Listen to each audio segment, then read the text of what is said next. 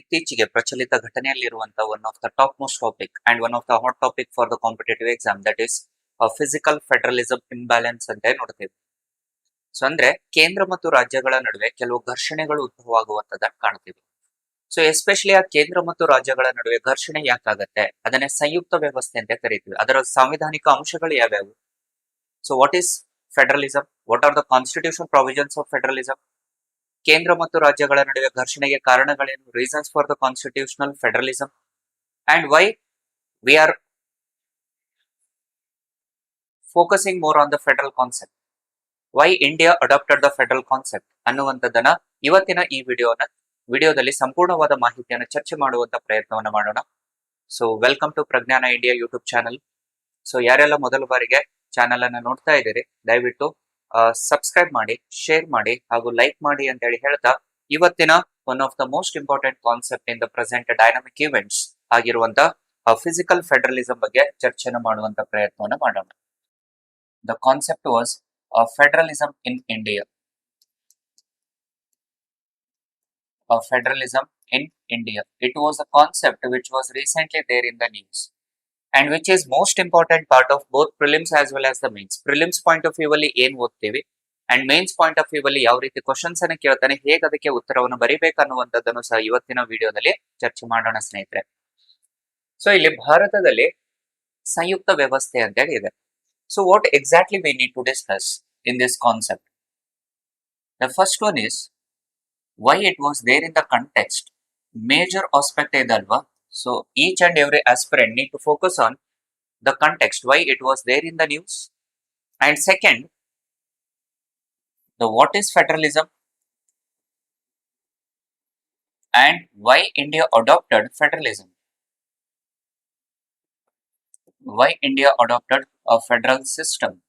Federation anna Bharat ದೇಶ adopt ಮಾಡ್ಕೊಳ್ಳಲಿಕ್ಕೆ ಕಾರಣ ಏನು? ಎಸ್ಪೆಷಲಿ ದ ಕಾನ್ಸ್ಟಿಟ್ಯೂಷನ್ ಫೀಚರ್ಸ್ ಏನಿದಾವೆ, the features with respect to the federalism.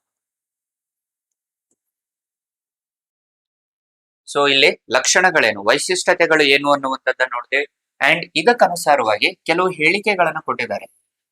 The various statements given by certain philosophers and this is most important part of your prelims exam. ನೇರವಾದ ಪ್ರಶ್ನೆಗಳನ್ನು ಕೇಳ್ತಿರ್ತಾನೆ ಅಥವಾ match the following ಅಲ್ಲಿ pairing system ಅಲ್ಲಿ ಕೇಳುವಂತ ಸಾಧ್ಯತೆಗಳು ಹೆಚ್ಚಿರುತ್ತೆ. And finally we need to discuss what are the major challenges and reforms.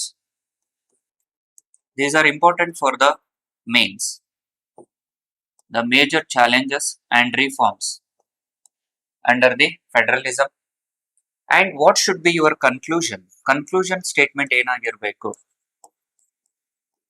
And we are trying our best to focus on both prelims as well as the mains perception. So prelims ಅಲ್ಲಿ ಮತ್ತು mains ಅಲ್ಲಿ ಪ್ರಶ್ನೆಗಳನ್ನ ಕೇಳಿದಾಗ ನಿಮ್ಮ ಉತ್ತರಗಳು ಹೇಗಿರ್ಬೇಕು, prelims ಅಲ್ಲಿ ಯಾವ ರೀತಿ ಕೇಳಿದಾನೆ, ಮೇನ್ಸ್ ಅಲ್ಲಿ ಹೇಗೆ ಪ್ರಶ್ನೆಗಳನ್ನ ಕೇಳಿದಾಗ ನಿಮ್ಮ ಆನ್ಸರ್ಸ್ ಫ್ರೇಮ್ ವರ್ಕ್ ಇರಬೇಕು ಅನ್ನುವಂಥದ್ದನ್ನ ಇವತ್ತಿನ ವಿಡಿಯೋದಲ್ಲಿ ಚರ್ಚೆ ಮಾಡ್ತಾ ಇದ್ದೀವಿ. ಮುಂದೆ ಬರುವಂತ ಪ್ರತಿಯೊಂದು ವಿಡಿಯೋಸ್ ಗಳಲ್ಲಿ we will try to have these flavours in our videos. ಹಾಗಾಗಿ ಯಾರೆಲ್ಲ ಪ್ರಿಲಿಮ್ಸ್ ನಂತರದಲ್ಲಿ ಮೇನ್ಸ್ ಬರುತ್ತೆ, ಯಾರೆಲ್ಲ ಮೇನ್ಸ್ ಸಿಗಂತಾನೆ ಪ್ರಿಪೇರ್ ಆಗ್ತಾ ಇದ್ರಿ and especially for the state level exams ಯಾರೆಲ್ಲ ಪ್ರಿಲಿಮ್ಸ್ ಸಿಗಂತಾನೆ ಫೋಕಸ್ ಮಾಡ್ತಾ ಇದ್ರಿ, for that again the current affairs topics are very important.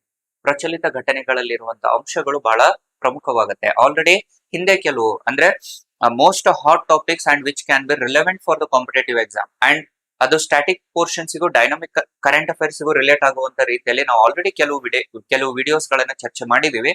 ಅದರ ಮುಂದುವರಿದ ಭಾಗ ಅಗೇನ್ ಅದನ್ನ ಕಂಟಿನ್ಯೂ ಮಾಡ್ತಾ ಇದ್ದೀವಿ. So again why the federalism in India was there in the news. ಯಾಕೆ ಕಂಟೆಕ್ಸ್ಟ್ ಅಲ್ಲಿ ಇತ್ತು? ಇತ್ತೀಚೆಗೆ ನಾವು ನೋಡಬಹುದು why a federation was there in the news ಅಂತ ಬಂದ್ರೆ recently there was an delimitation commission set by the government, finance commission, 16th finance commission and including the allocation of funds under the GST compensation ಅಂತ ನೋಡ್ತೇವೆ. ಇವೆಲ್ಲ ಅಂಶಗಳನ್ನ ನಮ್ಮ ವಿಡಿಯೋದಲ್ಲಿ already ಮಾಡಿದ್ದೀವಿ. ನಾವು ಪ್ರತ್ಯೇಕವಾಗಿ ಈ ಅಂಶದ ಕುರಿತಾದ ಮಾಹಿತಿಯನ್ನು ಕೊಟ್ಟಿದ್ದೇವೆ. ಇದರಲ್ಲಿ ಇವಾಗ ಕೇಂದ್ರ ಮತ್ತು ರಾಜ್ಯಗಳ ನಡುವೆ ಘರ್ಷಣೆ ಉದ್ಭವ ಆಗ್ತಾ ಇದೆ. In which it was having a controversy between a central government and the state government, a centre versus states. It was having the conflicts between central government versus state government. ಕೇಂದ್ರ ಮತ್ತು ರಾಜ್ಯಗಳ ನಡುವೆ ಘರ್ಷಣೆ ಉದ್ಭವ ಆಗುವಂತದ್ದನ್ನು ನೋಡ್ತೀವಿ. We are having the issues controversies between the central and state government. ಆ controversies ಗಳು ಚಾಲೆಂಜಸ್ ಏನು ಅನ್ನುವಂಥದ್ದನ್ನ will discuss later. But before going to this ಏನು challenges, V need to know what is federalism and why India adopted the federalism ಅನ್ನುವಂಥದ್ದು ಬೇಕು. So first of all, ಸಂಯುಕ್ತ ವ್ಯವಸ್ಥೆ ಅಂದ್ರೆ ಏನು? What is federation? And the federation itself is nothing but it is a distribution of powers between central and states, or a division of powers between central and state government.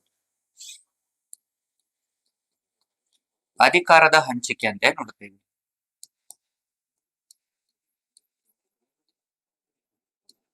ಕೇಂದ್ರ ಮತ್ತು ರಾಜ್ಯಗಳ ನಡುವೆ ಅಧಿಕಾರದ ಹಂಚಿಕೆ ಅಂತ ನೋಡ್ತೀವಿ. ಕೇಂದ್ರ ಮತ್ತು ರಾಜ್ಯಗಳ ನಡುವಿನ ಅಧಿಕಾರದ ಹಂಚಿಕೆಯನ್ನೇ ಇಲ್ಲಿ ಸಂಯುಕ್ತ ವ್ಯವಸ್ಥೆ ಅಂತ ಕರಿತೀವಿ.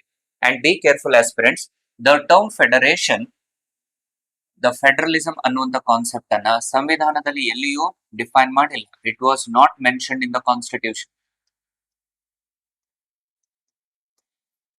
ಭಾರತ ದೇಶದ ಸಂವಿಧಾನದಲ್ಲಿ ಎಲ್ಲಿಯೂ ಸಂಯುಕ್ತ ವ್ಯವಸ್ಥೆ ಅಥವಾ ಸಂಯುಕ್ತ ಪದ್ಧತಿ ಅನ್ನುವಂಥದ್ದನ್ನ ವ್ಯಾಖ್ಯಾನ ಕೊಟ್ಟಿಲ್ಲ. So this one is very important. Prelims ಅಲ್ಲಿ ಸ್ಟೇಟ್ಮೆಂಟ್ಸ್ ಅಲ್ಲಿ ಅದನ್ನೇ ಹಾಕಿರ್ತಾನೆ, ಆದ್ರೆ ಅದರ ವಿವರಣೆಯನ್ನ ಕೊಟ್ಟಿದೆ, ಆದ್ರೆ it was not mention in the constitution. Federalism ಅಲ್ಲಿ ಏನು, ಎತ್ತ, ಯಾವ ರೀತಿ ಅನ್ನುವಂಥದ್ದನ್ನ ಹೇಳಿದೆ, ಆದ್ರೆ ಫೆಡರಲಿಸಂ ಅಂದ್ರೆ ಏನು ಅನ್ನುವಂಥದ್ದನ್ನ ಎಲ್ಲಿಯೂ ಸಹ ಮೆನ್ಷನ್ ಮಾಡಿಲ್ಲ. The term federation was not mention in the constitution. ಹಾಗಾಗಿ ದ ಫೆಡರಲಿಸಂ ಕಾನ್ಸೆಪ್ಟ್ ಅನ್ನ ಎಲ್ಲಿಂದ ನಾವು ಅಡಾಪ್ಟ್ ಮಾಡ್ಕೊಳ್ತೀವಿ ಅಂತಂದ್ರೆ, usually the federalism was a concept of USA, but India adopted the federalism as part of Canada ಅಂತ ನೋಡ್ತೇವೆ. ಭಾರತ ದೇಶದ ಸಂಯುಕ್ತ ವ್ಯವಸ್ಥೆ ಬಾರೋ ಮಾಡಿದ್ದು ಕೆನಡಾ ದೇಶದಿಂದ. ಆದ್ರೆ ದ ಟರ್ಮ್ ಫೆಡರೇಷನ್ ಅನ್ನುವಂಥದ್ದು 1935 ಆಕ್ಟ್ ಅಲ್ಲಿ ಇದೆ, not in constitution. So be careful aspirants, these three R very important. ಇಲ್ಲಿ USA ದಿಂದ ನಾವು ನೋಡ್ಕೊಂಡಿರುವಂತದ್ದೇನು, ಈಕ್ವಲ್ ಡಿಸ್ಟ್ರಿಬ್ಯೂಷನ್ ಆಫ್ ಪವರ್ಸ್ ಅಂತ ನೋಡ್ತೀವಿ, ಸಿಮೆಟ್ರಿಕ್ ಅಂತ ಕರಿತೀವಿ. ಅನ್ಈಕ್ವಲ್ ಡಿಸ್ಟ್ರಿಬ್ಯೂಷನ್, ಸೆಂಟ್ರಲೈಸ್ಡ್ ಅಂತ ಏನ್ ನೋಡಿದೀವಲ್ವಾ ನಾವು, ಅದ್ರ ಬಗ್ಗೆ ಚರ್ಚೆ ಮಾಡ್ತೀವಿ ಇವಾಗ. Centralised part was borrowed from the Canada, but actually the federation term was used in 1935 act. These are very important for your prelims. ಸಂಯುಕ್ತ ಪದ್ಧತಿ ಅನ್ನುವಂಥದ್ದು 1935 ಭಾರತ ಸರ್ಕಾರ ಕಾಯ್ದೆಯಲ್ಲಿರುವಂತದ್ದನ್ನ ನೋಡ್ತೀವಿ. ಆದ್ರೆ ಸಂಯುಕ್ತ ವ್ಯವಸ್ಥೆ ಅನ್ನುವಂಥದ್ದು, distribution of powers between central and state ಅಂತ ಹೇಳಿದ್ದು, it was from USA, that is equal distribution of power ಅಂತ ನೋಡ್ತೀವಿ. ಫೆಡರೇಷನ್ ಅನ್ನ ಎರಡು ರೀತಿಯಲ್ಲಿ ವಿಭಜನೆ ಮಾಡ್ತೀವಿ ನಾವು, ಅದೇ ಇಲ್ಲಿ ಹೇಳ್ತಾ ಇರುವಂತ. ಒನ್ ಇಸ್ ಸಿಮೆಟ್ರಿಕ್ ಫೆಡರೇಷನ್ ಅಂತ ಕರಿತೀವಿ, and second one is asymmetric federation ಅಂತ ಕರಿತೀವಿ. The symmetric and asymmetric federation, ಸಮತೋಲಿತ ಸಂಯುಕ್ತ ಸರ್ಕಾರ, ಅಸಮತೋಲಿತ ಸಂಯುಕ್ತ ಸರ್ಕಾರ ಅಂತ ಕರಿತೀವಿ. ಸೊ ಸಿಮೆಟ್ರಿಕ್ ಅಂತಂದ್ರೆ where central and states are having the equal powers, ಕೇಂದ್ರ ಮತ್ತು ರಾಜ್ಯಗಳಿಗೆ ಸರಿಸಮಾನ ಅಧಿಕಾರಗಳಿರುವಂತದ್ದು. ಇದನ್ನೇ ನಾವು USA ದಿಂದ ಎರವಲು ಮಾಡ್ಕೊಂಡಿರುವಂತದ್ದು. ಅಂಡ್ ಅಸಿಮೆಟ್ರಿಕ್ ಅಂತಂದ್ರೆ where both central and state government are having the powers, but central government is having more powers than the state government. ಇದನ್ನೇ it was a concept of Canada ಅಂತ ನೋಡ್ತೀವಿ, which is nothing but centralised in nature ಅಂತ ನೋಡ್ತೀವಿ, ಕೇಂದ್ರೀಕೃತವಾಗಿದೆ ಅಂತ ಕರೆಯಲಾಗುತ್ತೆ. Clear ಇದೆ ಅಲ್ವಾ? So these are the provisions. So symmetrically ಏನಾಗುತ್ತೆ, ಅಸಿಮೆಟ್ರಿಕಲ್ಲಿ ಏನಾಗುತ್ತೆ ಅಂತ ನೋಡೋಣ. ಸೊ ಕೇಂದ್ರ ಮತ್ತು ರಾಜ್ಯಗಳಿಗೆ ಸರಿಸಮಾನ ಅಧಿಕಾರ ಯಾಕೆ ಕೊಡ್ತಾ ಇದೀವಿ ಅಂದ್ರೆ, USA ಯಾಕೆ ಕೊಟ್ಟಿದೆ, ಯುನೈಟೆಡ್ ಸ್ಟೇಟ್ಸ್ ಆಫ್ ಅಮೆರಿಕಾ ಅಂತ ಹೇಳ್ತೀವಿ. ಯಾಕೆ ಅಂದ್ರೆ all the provinces they came together to form the union government. So that was the reason why the central government and the state government are having the equal powers. So that is the major reason why USA is known as indestructible union and indestructible states. ಕೇಂದ್ರ ಮತ್ತು ರಾಜ್ಯಗಳನ್ನ ವಿಭಜನೆ ಮಾಡುವಂತ ಅಧಿಕಾರಗಳು ಇಲ್ಲಿ ಅಮೆರಿಕದಲ್ಲಿ ಇರಲ್ಲ. ಯಾಕೆ ಅಂದ್ರೆ ಕೇಂದ್ರ ಮತ್ತು ರಾಜ್ಯಗಳ ನಡುವೆ ಇಲ್ಲಿ ಒಪ್ಪಂದ ಆಗಿರುವಂತದ್ದನ್ನು ನೋಡ್ತೀವಿ. It was made by the agreements. The central and state government are having the agreements, so that is the reason why the union can't be destructed and states can't be destructed. Clear ಇದೆನಾ? ಅಂದ್ರೆ ಒಂದು ವೇಳೆ ಆ ಒಪ್ಪಂದಗಳಿಗೆ ನಿರಾಕರಿಸಿದ್ರೆ ರಾಜ್ಯಗಳು ಹೊರಬರುವಂತ ಅಧಿಕಾರ ಹೊಂದಿರುತ್ತೆ. ಇದರ ಅರ್ಥ ಏನಾಯ್ತು ಇವಾಗ? If the states were not agreed with respect to that agreement ಅಂತ ಬಂದ್ರೆ the states can come out of the centre. The states can come out of the center. But whereas in the case of asymmetrically, Bharat ದೇಶ ಕೆನಡಾದಿಂದ ಎರವಲು ಮಾಡಿಕೊಂಡಿರುವಂತದ್ದನ್ನ ನೋಡ್ತೇವೆ. ಇದರಲ್ಲಿ ಏನಾಗುತ್ತೆ? The union government is forming the states. Why union government is having more powers than the states ಅಂತ ಬಂದ್ರೆ, that is the major reason was the states government were formed by only central government. ರಾಜ್ಯಗಳನ್ನ ರಚನೆ ಮಾಡಿರುವಂತದ್ದೇ ಕೇಂದ್ರ ಸರ್ಕಾರ. ಹಾಗಾಗಿ ಕೇಂದ್ರ ಸರ್ಕಾರಕ್ಕೆ ಹೆಚ್ಚಿನ ಅಧಿಕಾರ ಹೊಂದಿರುವಂತದ್ದನ್ನ ನೋಡ್ತೀವಿ. ಸೊ ಇದರಲ್ಲಿ ಏನಾಗುತ್ತೆ? ರಾಜ್ಯಗಳಿಗೆ ಅಧಿಕಾರ ಇದೆ, ಆದ್ರೆ ಹೆಚ್ಚಿನ ಅಧಿಕಾರ ಹೊಂದಿದ್ದು ಕೇಂದ್ರ ಸರ್ಕಾರ. ಅದಕ್ಕೋಸ್ಕರವಾಗಿನೇ ಇಲ್ಲಿ indestructible union and destructible states ಅಂತ ಕರೆಯಲಾಗುತ್ತೆ. Why? Because the states are not formed by the agreement. ಇಲ್ಲಿ ರಾಜ್ಯಗಳನ್ನ ಸ್ಥಾಪನೆ ಮಾಡುವಂತ ಸಂದರ್ಭದಲ್ಲಿ ಯಾವುದೇ ರೀತಿಯಾದ ಒಪ್ಪಂದವನ್ನು ಮಾಡ್ಕೊಂಡಿಲ್ಲ. ಸೊ ಒಪ್ಪಂದಗಳು ಇಲ್ಲದೆ ಇರುವ ಕಾರಣಕ್ಕಾಗಿ ಸಂಪೂರ್ಣವಾಗಿ ಕೇಂದ್ರ ಸರ್ಕಾರದ ಅಧಿಕಾರ ಹೊಂದಿರುವಂತದ್ದನ್ನ ನೋಡ್ತೀವಿ. The central government can form the states, they can merge the states or they can bifurcate the states. So that was the reason why states can't come out of the centre. The states can't come out of the center government. And ಇವುಗಳನ್ನೇ ಹೇಳಿದ್ದು doctor B R Ambedkar in the article number 1. ಸಂವಿಧಾನದ 1ನೇ ವಿಧಿಯಲ್ಲಿ ಅಂಬೇಡ್ಕರ್ ಅವರು ಇದನ್ನೇ ಹೇಳುವಂತದ್ದು. India is indestructible union and destructible states. Why? Because it was not having any agreements between the central and states. And second reason was the states can't come out of the centre ಅಂತ ಹೇಳ್ತಾನೆ. Clear ಇದೆ ಇಲ್ಲಿವರೆಗೆ? So hope ಇದು ನಿಮ್ಗೆ ಅರ್ಥ ಆಗ್ತಿದೆ ಅಂತ ಹೇಳಿ ಅನ್ಕೊಳ್ತೀನಿ. So be careful as friends. These are the provisions which were directly been asked in your prelims. So what is federalism ಅಂತ ಹೇಳಿದೀವಿ. ವೈ ಇಂಡಿಯಾ ಅಡಾಪ್ಟೆಡ್ ಅಂತ ನೋಡ್ತಾ ಇದೀವಿ. ಯಾಕೆ ಅಂತಂದ್ರೆ ರಾಜ್ಯಗಳನ್ನ ಸ್ಥಾಪನೆ ಮಾಡಿದ್ದೆ ಕೇಂದ್ರ ಸರ್ಕಾರ, ಹಾಗಾಗಿ ಕೇಂದ್ರೀಕೃತವಾಗಿದೆ ಅಂತ ನೋಡ್ತೀವಿ. ಅಂಡ್ ಇದಕ್ಕನುಸಾರವಾಗಿ there are certain statements, features we will discuss now. But the statements related to the federalism in India are very important part of your prelims exam. There are 3 statements ante ನೋಡ್ತೀವಿ. The first one was given by K.C. where he given the statement Indian constitution is a quasi-federal constitution ante ಹೇಳ್ತಾರೆ. India has the quasi-federal constitution. Bharat ದೇಶವು ಅರೆ ಸಂಯುಕ್ತ ಸಂವಿಧಾನವನ್ನ ಹೊಂದಿದೆ. ಅಂದ್ರೆ ಸಂಪೂರ್ಣವಾಗಿ ಕೇಂದ್ರೀಕೃತನೂ ಅಲ್ಲ, ಸಂಪೂರ್ಣವಾಗಿ ಏಕೀಕೃತನೂ ಅಲ್ಲ. Indian constitution is neither completely federal not completely unitary. It is a blend ಅಂತ ಹೇಳ್ತಾ ಇದೆ. ಕ್ವಾಸಿ ಫೆಡರಲ್ ಅಂತಂದ್ರೆ which is nothing but it is blend or synthesis of federal features as well as unitary features.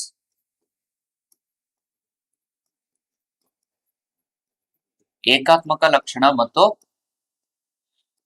ಸಂಯುಕ್ತ ಲಕ್ಷಣಗಳನ್ನು ಹೊಂದಿರುವಂತ ಸಂವಿಧಾನ ಅಂತ ಕರೀತೀವಿ. ಕೇವಲ ಸಂಯುಕ್ತ ಲಕ್ಷಣನೂ ಹೊಂದಿಲ್ಲ, ಕೇವಲ ಏಕಾತ್ಮಕ ಲಕ್ಷಣಗಳನ್ನು ಹೊಂದಿಲ್ಲ. ಇದು ಎರಡರ ಮಿಶ್ರಣ ಅಂತ ಹೇಳ್ತಾ ಇದೆ. The Indian constitution adopted both the federal features in certain scenario and unitary feature in certain other scenario ಅಂತ ನೋಡ್ತೀವಿ.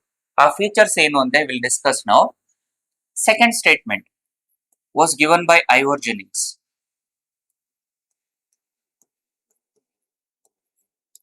ಸೊ ಐವರ್ ಜೆನಿಂಗ್ಸ್ ರವರು ಕೊಟ್ಟಿರುವಂತಹ ಹೇಳಿಕೆ, that is Indian constitution is a federal constitution.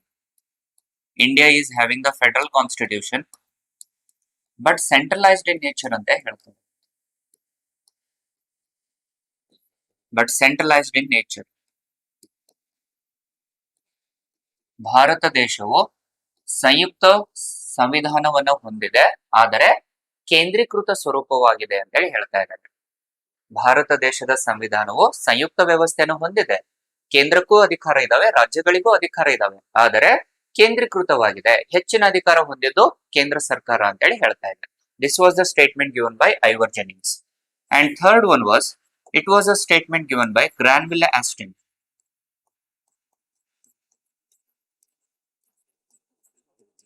And Granville Austin ರವರ ಪ್ರಕಾರ Indian constitution is having the cooperative federalism ಅಂತ ಹೇಳ್ತಾ ಇದೆ.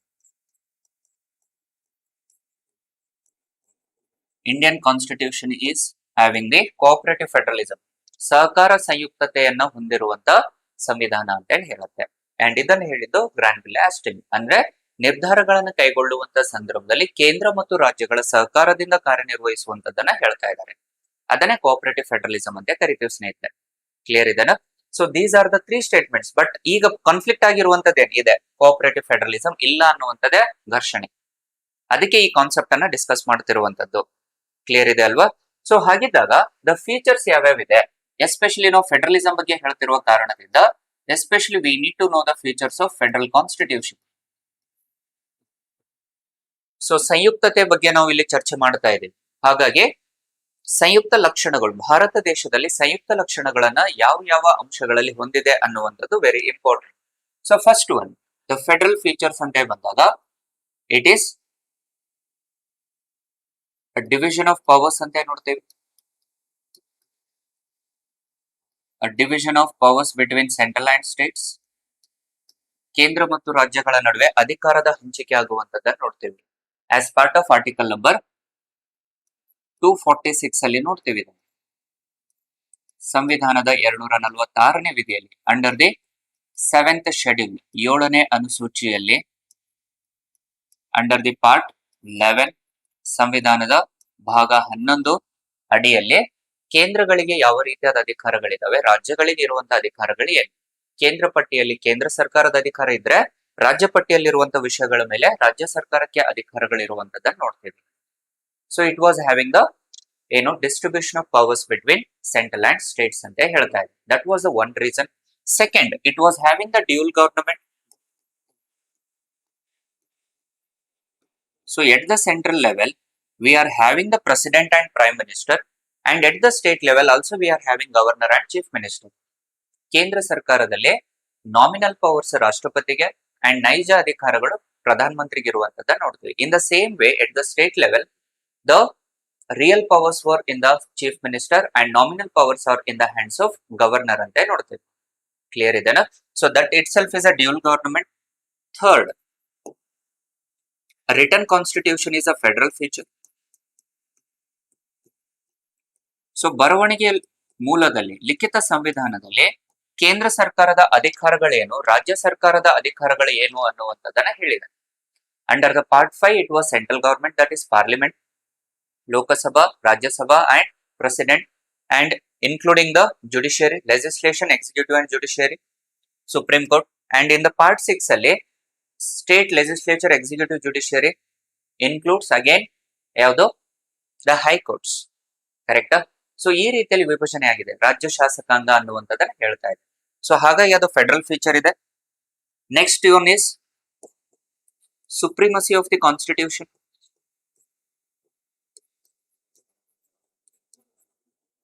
ಸುಪ್ರೀಮಸಿ ಆಫ್ ದಿ ಕಾನ್ಸ್ಟಿಟ್ಯೂಷನ್, ಸಂವಿಧಾನದ ಶ್ರೇಷ್ಠತೆ. ಅದು ಕೇಂದ್ರ ಸರ್ಕಾರವಾದ್ರೂ ಆಗಿರ್ಬೋದು, ರಾಜ್ಯ ಸರ್ಕಾರವಾದ್ರೂ ಆಗಿರ್ಬೋದು, ಆದ್ರೆ ಸಂವಿಧಾನದ ಶ್ರೇಷ್ಠತೆಯನ್ನ ಕಾಪಾಡಬೇಕು. ಸಂವಿಧಾನನೇ ಪ್ರಮುಖ ಅಂತ ಹೇಳ್ತಾ ಇದ್ವಿ. ಸಾವರೆನ್ ಇಸ್ ಅ ಕಾನ್ಸ್ಟಿಟ್ಯೂಷನ್ ಅಂತ, ಯಾವ್ದೋ ಕಾನ್ಸ್ಟಿಟ್ಯೂಷನ್ ಇಸ್ ಅ ಸಾವರೆನ್ ಬಾಡಿ ಅಂತ ಕರಿತೀವಿ. ಸೊ ಹಾಗಾಗಿನೇ ಸಂವಿಧಾನ ಇಲ್ಲಿ ಸಾರ್ವಭೌಮವಾಗಿರುವ ಕಾರಣದಿಂದ ಕೇಂದ್ರ ಸರ್ಕಾರ ಮತ್ತು ರಾಜ್ಯ ಸರ್ಕಾರಗಳು ಸಂವಿಧಾನವನ್ನ ರಕ್ಷಣೆ ಮಾಡಲೇಬೇಕು ಅನ್ನುವಂಥದ್ದು federal feature. Next, rigid constitution, ಕಠಿಣ ಸಂವಿಧಾನ. ಸಾಂವಿಧಾನಿಕ ತಿದ್ದುಪಡಿ ಮಾಡುವಂತ ಸಂದರ್ಭದಲ್ಲಿ ಬಿ ಕೇರ್ಫುಲ್ ಆಸ್ಪಿರೆಂಟ್ಸ್. ಆಲ್ರೆಡಿ ನಾವು ಹಿಂದಿನ ವಿಡಿಯೋದಲ್ಲಿ ಚರ್ಚೆ ಮಾಡಿದ್ವಿ ತಿದ್ದುಪಡಿಯ ಬಗ್ಗೆ. ಸಂಯುಕ್ತ ಲಕ್ಷಣಗಳನ್ನು ಹೊಂದಿದ್ದರೆ ಮಾತ್ರ ಕೇಂದ್ರ ಸರ್ಕಾರ ಮತ್ತು ರಾಜ್ಯಗಳ ಅನುಮೋದನೆ ಬೇಕಾಗುತ್ತೆ. ಕೇಂದ್ರ ಸರ್ಕಾರ, ಪಾರ್ಲಿಮೆಂಟ್ ವಿಶೇಷ ಬಹುಮತ, parliament need to accept by special majority and more than 50% of the states need to accept with the simple majority. 50%ಕ್ಕಿಂತ ಹೆಚ್ಚಿನ ರಾಜ್ಯಗಳು ಸರಳ ಬಹುಮತದಿಂದ ಒಪ್ಪಿಗೆ ಕೊಡಬೇಕು ಅಂತ ಹೇಳ್ತೀವಿ. ಸೊ ಇವೆರಡರ ಮಿಶ್ರಣ ಅಂತ ನೋಡ್ತೀವಿ, ಅದನ್ನೇ ಕಠಿಣ ಅಂತ ಕರಿತೀವಿ. ನೆಕ್ಸ್ಟ್ ಪ್ರೊವಿಷನ್, ಇಂಡಿಪೆಂಡೆಂಟ್ ಜುಡಿಷಿಯರಿ, ಸ್ವತಂತ್ರ ನ್ಯಾಯಾಂಗ ವ್ಯವಸ್ಥೆ,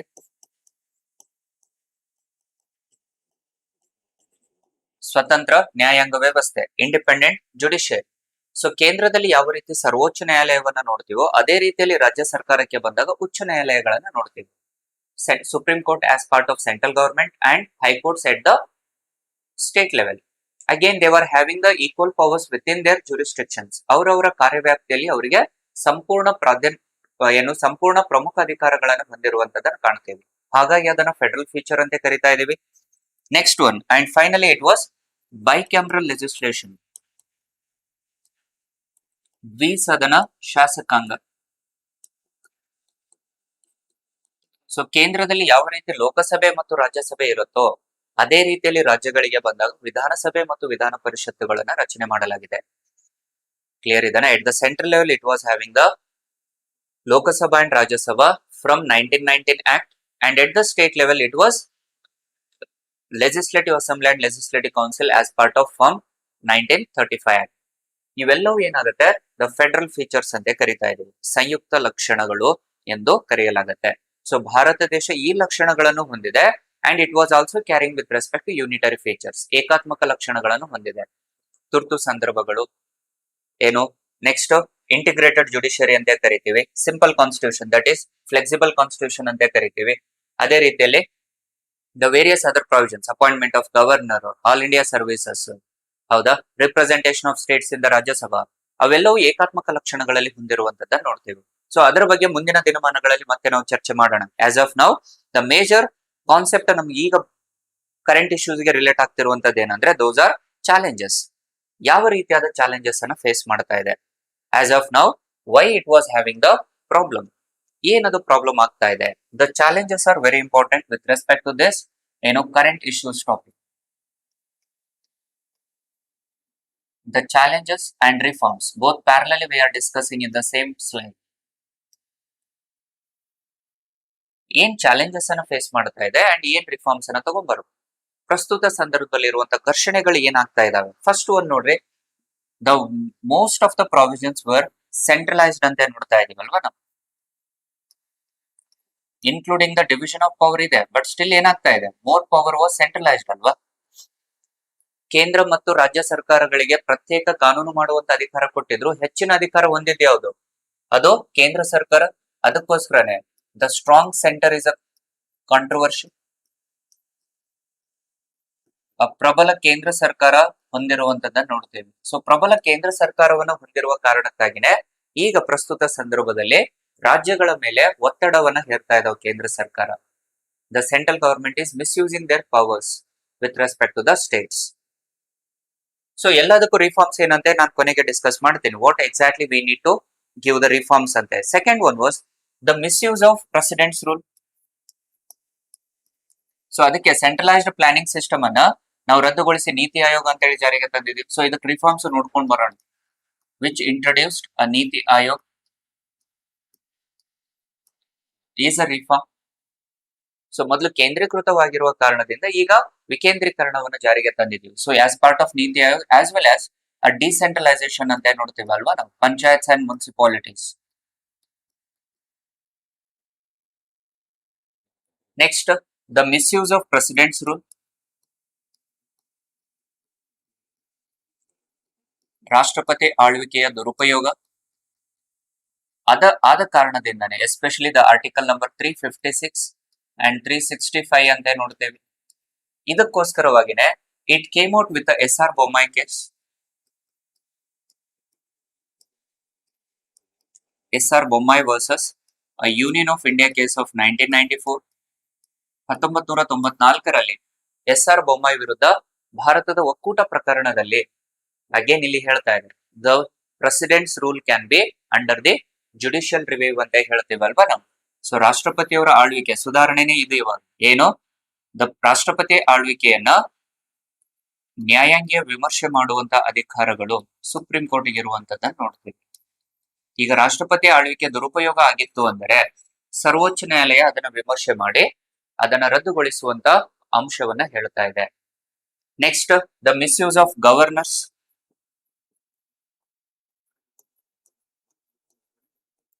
The misuse of governors. So ಯಾಕಂದ್ರೆ ರಾಜ್ಯಪಾಲರನ್ನ ಆಯ್ಕೆ ಮಾಡುವಂತದ್ದು ಕೇಂದ್ರ ಸರ್ಕಾರ ಹೌದಾ, especially in formation of the government ಅಂತ ನೋಡ್ತೀವಲ್ವಾ ನಾವು.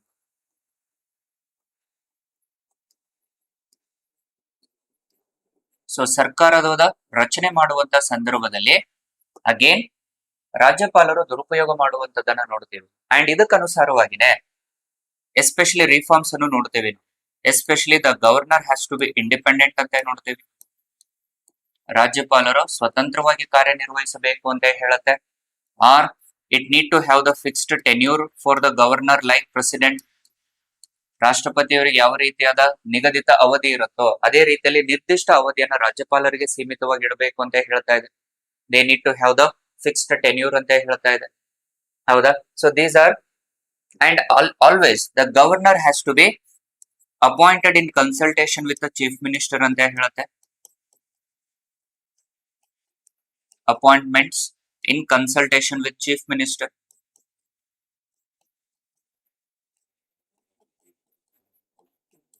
ಸೊ ರಾಜ್ಯಪಾಲರನ್ನ ಮುಖ್ಯಮಂತ್ರಿ ಅವರನ್ನು ಚರ್ಚೆ ಮಾಡಿ ಆಯ್ಕೆಗೊಳಿಸುವಂತದ್ದು, ಅದಕ್ಕೆ ಸುಧಾರಣೆಗಳು. ಸೊ ಹಾಗೆ ನೋಡ್ರಿ, ಇದೇ ಮೇನ್ಸ್ ಪ್ರಶ್ನೆಯನ್ನು ಕೇಳ್ತಿದ್ದಾನು, ಚಾಲೆಂಜಸ್ ಅಂಡ್ ದ ರಿಫಾರ್ಮ್ಸ್ ಅಂತ ಹೇಳಿ. ಸೊ UPSC KPSC ಮೇನ್ಸ್ ಅಲ್ಲಿ ಸ್ಟ್ರೇಟ್ ಫಾರ್ವರ್ಡ್ ಕ್ವಶನ್ಸ್, ಇವುಗಳ ಮೇಲೆ ಹಲವಾರು ಬಾರಿ ಪ್ರಶ್ನೆಯನ್ನು ಕೇಳಿದಾನೆ. ಸೊ ಇದನ್ನೇ ನೀವು ಬರಿಬೇಕಾಗಿರುವಂತದ್ದು. Next, now central and state government are in the competitive federalism ಅಂತ ನೋಡ್ತೀವಿ. ಸ್ಪರ್ಧಾತ್ಮಕ ಸಂಯುಕ್ತತೆಯಲ್ಲಿ ಹೊಂದಿರುವಂತದನ್ನ ನೋಡ್ತೀವಿ. ಇರ್ಲಿ, ಇದು ತಪ್ಪಲ್ಲ, ಆದ್ರೆ ಇಟ್ ಶುಡ್ ನಾಟ್ ರೆಸ್ಟ್ರಿಕ್ಟ್ ಅಲ್ವಾ. The central government is restricting on the states. Even though the central and state government cooperative federalism, ಯಾವುದು ಕಾಂಪಿಟೇಟಿವ್ ಫೆಡರಲಿಸಂ ಒಳ್ಳೇದೆ, ಸ್ಪರ್ಧೆ ಏರ್ಪಡ್ಲಿ, but this has to be healthy ಅಲ್ವಾ.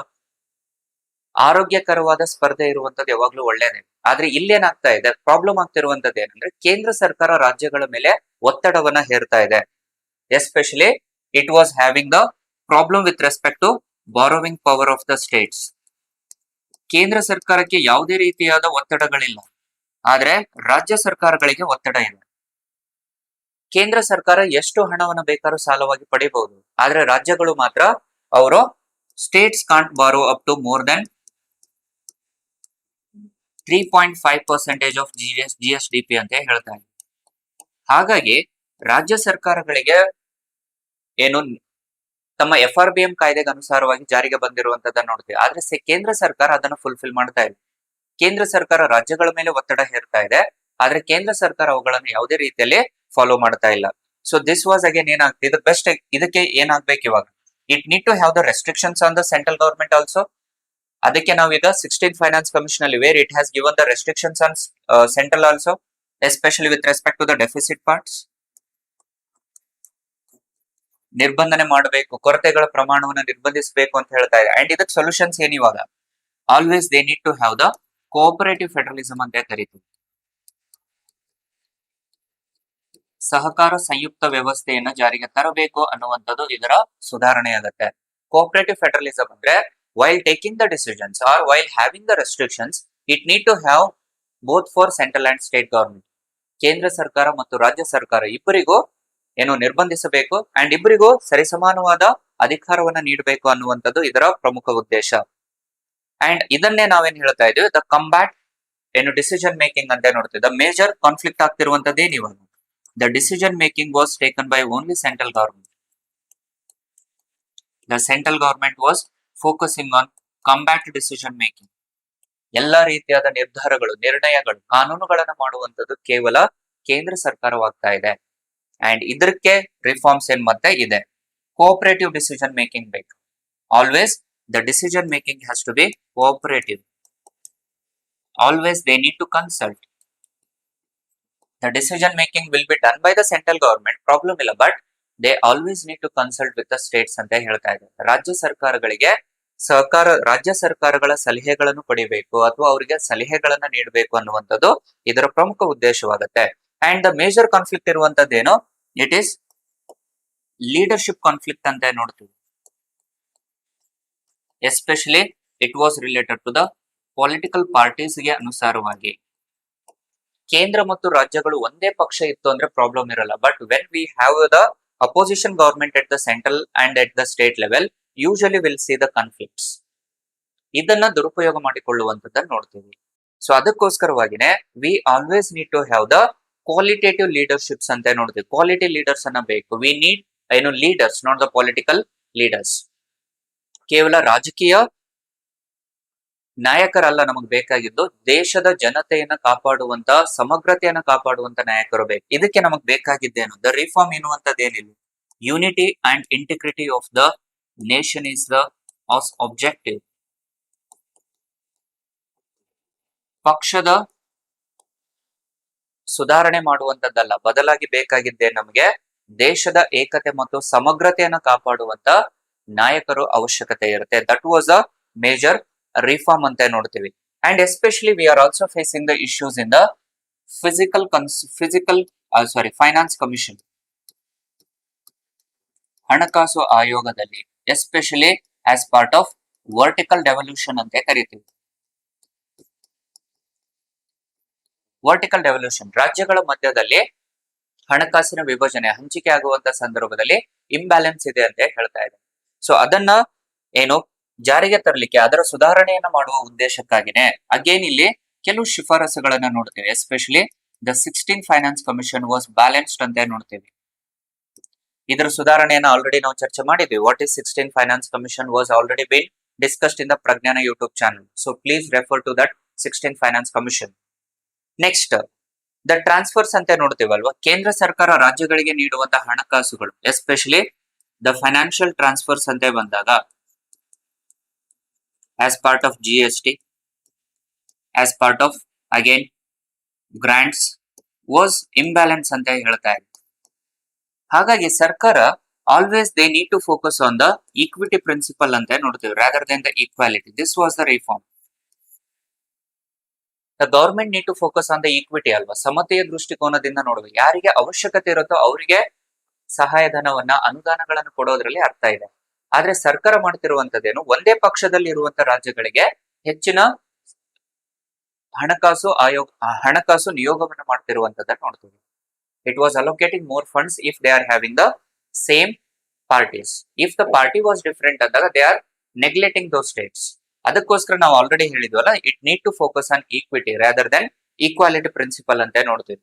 ದೆನ್ ದ ಮೇಜರ್ ಕಾನ್ಫ್ಲಿಕ್ಟ್ ಅನ್ನು ನೋಡ್ತಿರುವಂತದ್ದು that is language criteria. So the regional language has to be promoted ಅಲ್ವಾ, ಅದರಲ್ಲಿ ತಪ್ಪೇನೂ ಇಲ್ಲ, ಹೌದಾ? ಸೊ ಆಯಾ ರಾಜ್ಯಗಳಿಗೆ ಅವರವರ ಭಾಷೆಗಳ ಉನ್ನತೀಕರಣಕ್ಕೆ ಹೆಚ್ಚಿನ ಪ್ರಾಧಾನ್ಯತೆಗಳಿದ್ದಾವೆ.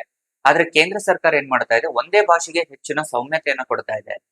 ಅದು ತಪ್ಪು ಅಂತ ಹೇಳ್ಬೋದು. ಯಾಕೆ ಅಂದ್ರೆ V are having the democratic nation and the state government are having the authority. The language is a factor of state list ಅಲ್ವಾ. ಹಾಗಿದ್ದಾಗ ಕೇಂದ್ರ ಸರ್ಕಾರ ರಾಜ್ಯಗಳ ಮೇಲೆ ಒತ್ತಡವನ್ನ ಹೇರುವಂತ ಅಧಿಕಾರ ಇರಲ್ಲ.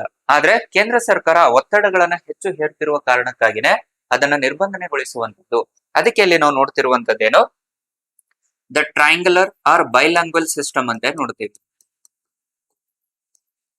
Bilingual or the triangular system ಅಂತ ನೋಡ್ತೀವಿ. Triangular language system, this is the best form ಅಲ್ವಾ. ಇವಾಗ the regional language has to be promoted on the basis of their states. ಆಯಾ ರಾಜ್ಯಕ್ಕನುಸಾರವಾಗಿ, ಭಾಷೆಗಳಿಗೆ ಅನುಸಾರವಾಗಿ ಪ್ರಾಧಾನ್ಯತೆಯನ್ನು ಕೊಡಬೇಕಾಗಿರುವಂತದ್ದು. ನೆಕ್ಸ್ಟ್ ದ ಅನ್ಇಕ್ವಲ್ ರಿಪ್ರೆಸೆಂಟೇಷನ್ ಅಂತ ನೋಡ್ತೀವಿ. That is nothing but delimitation commission.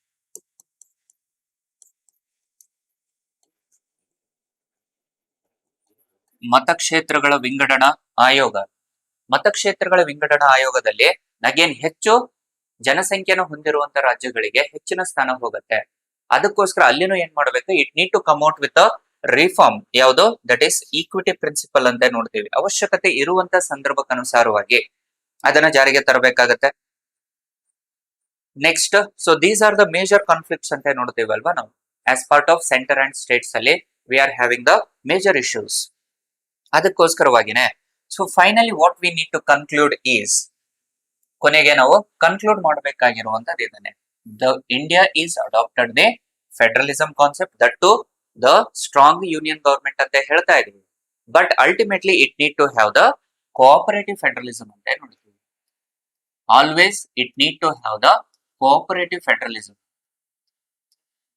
So under the cooperative federalism, the central government can make the decisions, but always it need to consult with the It need to always cope up with the states, and that was the reason why it was having the basic structure concept. Basic structure concept has to be again implemented ಅಂತ ನೋಡಿದ್ವಿ. Even though the federalism is a basic structure concept, but it was not being used properly. So ಕೇಂದ್ರ ಸರ್ಕಾರದ ದುರುಪಯೋಗವನ್ನ ಕಡಿಮೆ ಮಾಡುವಂತ ಉದ್ದೇಶಕ್ಕಾಗಿ ಮೂಲಭೂತ ರಚನೆಯನ್ನ ಕೇಂದ್ರ ಮತ್ತು ರಾಜ್ಯಗಳ ಇಬ್ಬರಿಗೂ ಅದರಲ್ಲಿ ಅಧಿಕಾರವನ್ನ ನೀಡುವಂತ ಪ್ರಾಧಾನ್ಯತೆಯನ್ನ ಸೇರಿಸಬೇಕು ಅಂತ ಹೇಳ್ತಾ ಇದೆ. ಸೊ ಇದು ಏನೋ ಒಟ್ಟಾರೆ ಪ್ರಶ್ನೆಗೆ ಉತ್ತರವಾಗುತ್ತೆ. ರಿಫಾರ್ಮ್ಸ್ ಹೇಳಿದ challenges, we also discuss the reforms, and finally this was the conclusion where you need to write your conclusion, and conclusion has to be your opinion. ನಿಮ್ಮ ಒಪಿನಿಯನ್ ಇರ್ಬೇಕು ಅಂಡ್ ಅದು ಕಾರ್ಯರೂಪಕ್ಕೆ ಬರುವಂತ ರೀತಿಯಲ್ಲಿ ಇರಬೇಕು. ಸೊ ಅನಾನಿಮಸ್ ಆಗಿ ಬರೆಯುವಂತದ್ದಲ್ಲ, ಅಥವಾ which can't be implemented. You can't write those aspects which can't be implemented. Your conclusion has to be your opinion, and opinion has to be implemented. ಆ ರೀತಿಯಲ್ಲಿ ನಿಮ್ಮ ಕನ್ಕ್ಲೂಷನ್ ಇದ್ರೆ ಒಳ್ಳೆಯದು.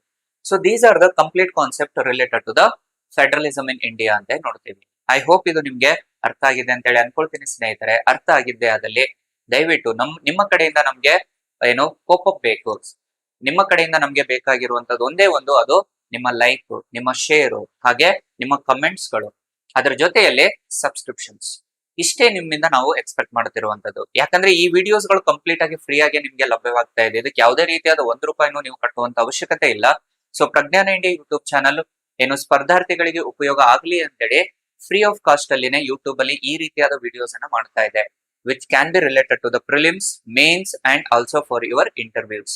ಸೊ ಈ ರೀತಿಯಾದ ಏನು ಇನ್ನು ಹೆಚ್ಚಿನ ವಿಡಿಯೋಸ್ ಗಳು ನಿಮಗೆ ಬೇಕಿದ್ದೆ ಆದಲ್ಲಿ ದಯವಿಟ್ಟು ಕಮೆಂಟ್ ಮಾಡಿ. ಯಾವ ಟಾಪಿಕ್ಸ್ ಗಳ ಮೇಲೆ ನಿಮ್ಗೆ ಕಷ್ಟ ಆಗ್ತಿರುತ್ತೋ ಆ ಟಾಪಿಕ್ಸ್ ಅನ್ನ ನಾವು ಕರೆಂಟ್ ಅಫೇರ್ಸ್ ಮತ್ತೆ ಸ್ಟಾಟಿಕ್ ಇವೆಂಟ್ಸ್ ಎರಡನ್ನೂ ಚರ್ಚೆ ಮಾಡಿ ನಿಮ್ಗೆ ಸುಲಭ ರೀತಿಯಲ್ಲಿ ಹೇಳಿಕೊಡುವಂತ ಪ್ರಯತ್ನ ಮಾಡ್ತೀವಿ ಅಂತ ಹೇಳ್ತಾ ಇವತ್ತಿನ ಈ ವಿಡಿಯೋವನ್ನು ಮುಗಿಸ್ತಾ ಇದ್ದೀನಿ ಸ್ನೇಹಿತರೆ.